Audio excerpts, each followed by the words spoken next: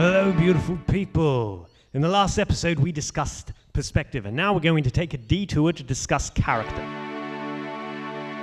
Character is a very hard thing for me to explain how to do because I think it's just something that sort of emerges organically from your observations about the world. What I can tell you is that every character in your film, much like people in real life, I think, every character in your film must have a single core belief, something that they both evaluate events in the world and themselves.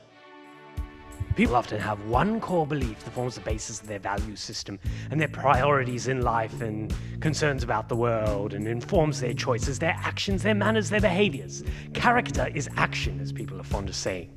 People and characters are defined by their actions. I choose to describe characters in terms of verbs, in terms of behaviors and mannerisms, which means I describe them in verbs. I don't describe them by their profession. They're a mechanic, they're a paralegal. No, I describe them, are they a gambler? Are they someone who talks a lot? I think this is really important because remember, cinema is a visual medium. It is a motion picture. Things move in a motion picture, and so your characters must move. You have to describe what your characters do and how they do them. Your characters need to do things. This is why they say character is action and action is plot. Remember how we spoke about subject. And your subject may be a concept or an inanimate object, such as bureaucracy. Let's say you want to make a film about bureaucracy. Well, you need to find a character to sort of imbue that. They may not be the protagonist, but you need a character to imbue that. So you start trying to personify the idea. Okay, where will you start with a film about bureaucracy? Well, you may decide to give a character a core belief that order is the most bloody important thing in the entire world, that nothing is worthwhile without order.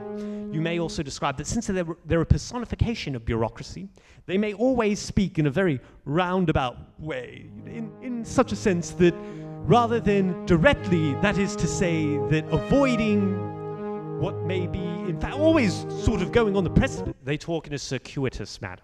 They don't get to the point.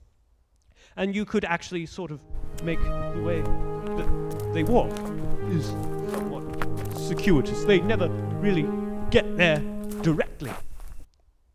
Or you may do the opposite. Because of the perspective you've chosen, you may decide that your main character has to be the opposite of a bureaucrat. They are very shoot from the hip, very laconic, quick speaking person, always make decisions on the fly. They believe that action is more important than order.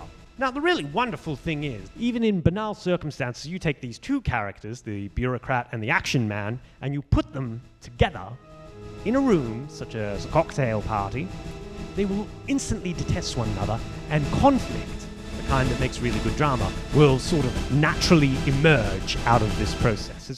It's really wonderful, especially all you need to do is, have them both attracted to the same woman at this cocktail party, or maybe they're both in line for the toilet, and conflict will emerge. Now, personally, I don't like this personification method because if you don't do it right, your characters tend to become stereotypical cartoon characters. I don't really like that. That's why I prefer to have characters who are either amalgamations or directly based on people that I either know personally and intimate, or what I will do is I will find a famous person of whom there is either a lot of diaries or a lot of video material, not talk shows. Don't watch them on talk shows. Try and find home movie, more kind of intimate material of them.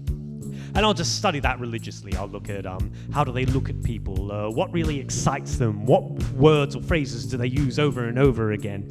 And out of that, I'll try and build a portrait out of them, and that will inform the characters that I put in my films. And the interesting thing is, even though you feel like you're cheating when you write some kind of like catchphrase or something that they've said a couple of times, it'll come out organically in your screenplay, and it will feel right.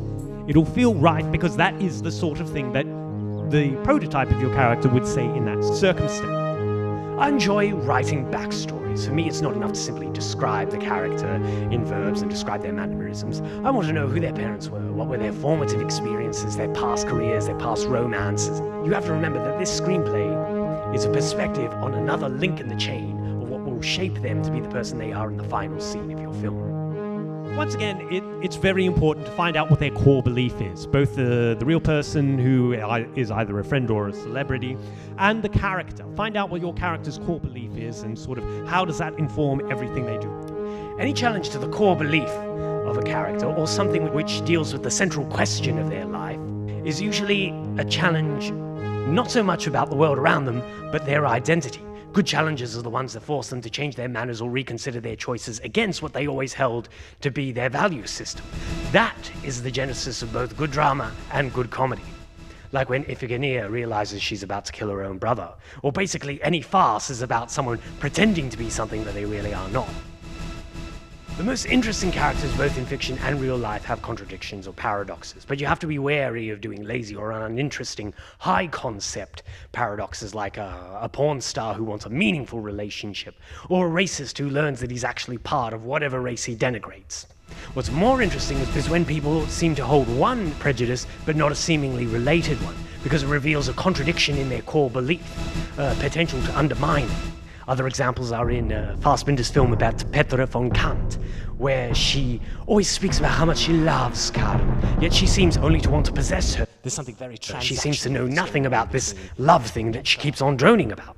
And even in real life, the reason why someone like Steve Jobs is such a mesmerizing figure is because he was a hippie who turned into a billionaire capitalist. What was this man's values? What was his core belief? Think of all the times that core belief as a hippie must have been undermined as he became a capitalist.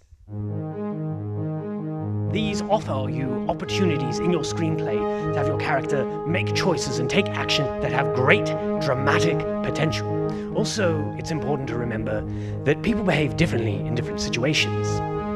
You can have a fish out of water, or you can even have an Alcibiades, who is not so much a fish out of water, but he was a fish in water and a bird in the air because he was such a chameleon. Once you have that, then it's very easy to create a conflict, because then you can put them in opposition, just like our cartoonish bureaucrat and man of action.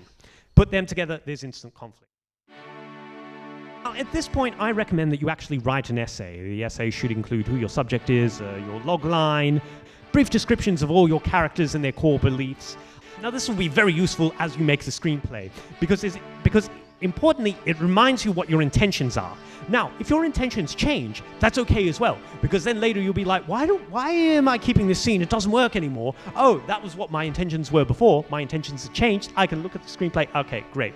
Just a good time to do it now while you're conceiving your characters. Characters ideally just emerge organically. Try and think about people you know intimately, amalgamate their character traits, or find a celebrity who there is a lot of home video or diary sort of material about them, and just religiously absorb that.